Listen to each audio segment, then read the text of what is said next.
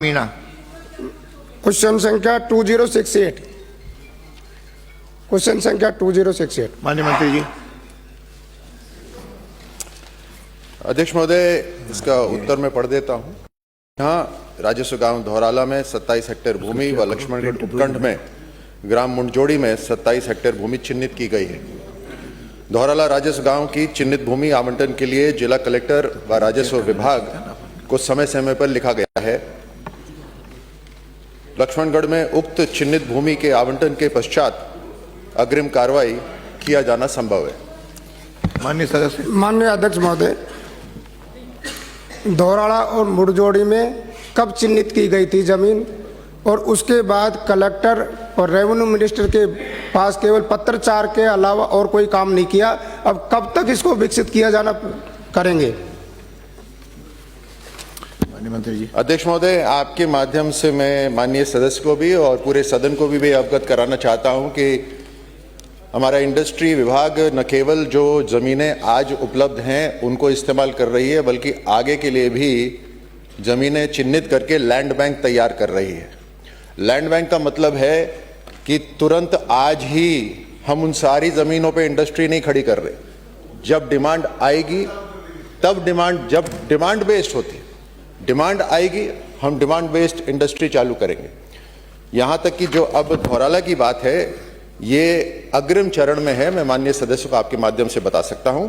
और जो लक्ष्मणगढ़ की जमीन है वो उद्योग भू उपयोग उसमें शामिल नहीं है, बिकॉज वो एनसीजेड के अंदर आती है, लेकिन फिर भी हम उसको कोई दूसरे का इस्तेमाल के लिए ले सकते हैं। ये आज का स्टेटस है। माननीय सदस्य। क्वेश्चन। माननीय अध्यक्ष महोदय, राजगढ़ में इंडस्ट्रियल एरिया है, क्या उसका विस्तार करने की प्रावधान है? क्या विस्तार करने की योजना है आपकी, और कब तक विस्तार करोगे इसका? अध्यक्ष महोदय, राजगढ़ इंडस्ट्रियल एरिया अलवर से करीब 40 किलोमीटर है। धौराला जो अभी हमने चिन्हित करी है उससे तकरीबन 20 किलोमीटर है। राजगढ़ शहर से तकरीबन 15 किलोमीटर है। इसमें डोलोमाइट की प्रोसेसिंग हो रही है, उसमें भी अब दिक्कत आ रही है, क्योंकि जो रिस्ट्रिक्शंस लगाए गए हैं माइनिंग के लिए, उस माइनिंग की वजह से वहां पर जो इंडस्ट्री की यूनिट्स लगी हैं उनका काम भी धीमा हो गया है। लेकिन अभी भी वहां पर तकरीबन 4 प्लॉट हैं जो खाली हैं। मैं टोटल बताता हूं, वहां पे 114 प्लॉट हैं, जिसमें से 110 अलॉटेड हैं। 4 प्लॉट राजगढ़ इंडस्ट्रियल एरिया में ही खाली पड़े हुए हैं और 104 प्लॉट अंडर प्रोडक्शन है। 40 एकड़ भूमि है जिसके अंदर से 25 एकड़ को हमने इंडस्ट्रियल प्लॉट्स के अंदर शामिल करा है।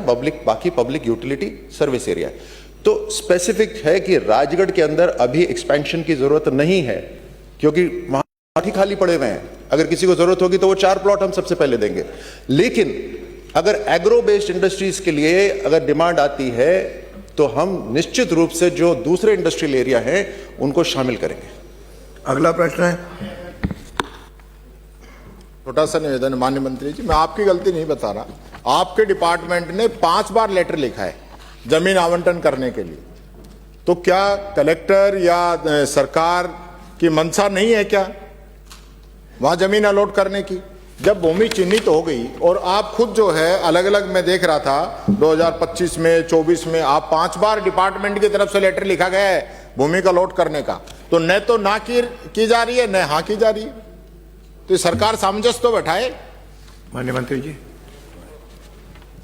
बहुत अच्छी ऑब्जर्वेशन है लीडर ऑफ अपोजिशन की, और उनको मैं जानकारी देना चाहता हूं कि सबसे पहले चिन्हित ही 2021 में की गई थी, तो 2021 से लेकर 2023 तक अलॉट नहीं हुई, तब आपकी सरकार थी, है ना?